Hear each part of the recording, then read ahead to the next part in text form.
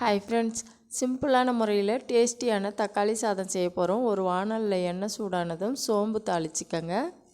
பட்டை, கிராம்பு, ஏலக்காய் பொரிய விட்டுக்கங்க. நறுக்கிய வெங்காயத்தை சேர்த்து நல்லா கண்ணாடி பதம் வர்ற மாதிரி நல்லா வதக்கிக்கங்க.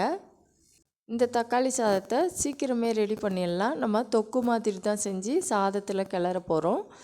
வெங்காயம் நல்லா வதங்கினதும் இதில் சில்லி பவுட்ரு சேர்த்து நல்லா மிக்ஸ் பண்ணிக்கோங்க. உங்கள் காரத்துக்கு தகுந்த மாதிரி சேர்த்துக்கங்க.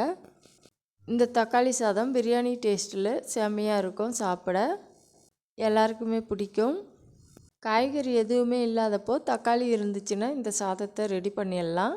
இது கூடவே ஒரு 5-6 தக்காளி நறுக்கி வச்சுருக்கேன். அதையும் சேர்த்துட்டு கொஞ்சமாக உப்பு சேர்த்து, இல்லை நீங்கள் சாதத்துக்கு தகுந்த மாதிரி உப்பு சேர்த்து நல்லா கிளறிக்கங்க. உப்பு சேர்க்கறதால சீக்கிரமே வதங்கி வந்துடும். நல்லா வதங்கி வந்ததும் 2 ஸ்பூன் அளவுக்கு இஞ்சி பூண்டு பேஸ்ட்டு சேர்த்து பச்சை வாசனை போகிற மாதிரி வதக்கிக்கலாம். இது கூடவே 2 கொத்து கருவேப்பிலையை சேர்த்து நல்லா வதக்கிக்கங்க. இப்போது 1 ஸ்பூன் அளவுக்கு கரம் மசாலா சேர்த்து நல்லா வதக்கிக்க போகிறோம். பிரியாணி டேஸ்ட்டில் கிடைக்கணுன்னா கரம் மசாலா சேர்த்துக்கலாம், இல்லை பிரியாணி மசாலா சேர்த்துக்கலாம்.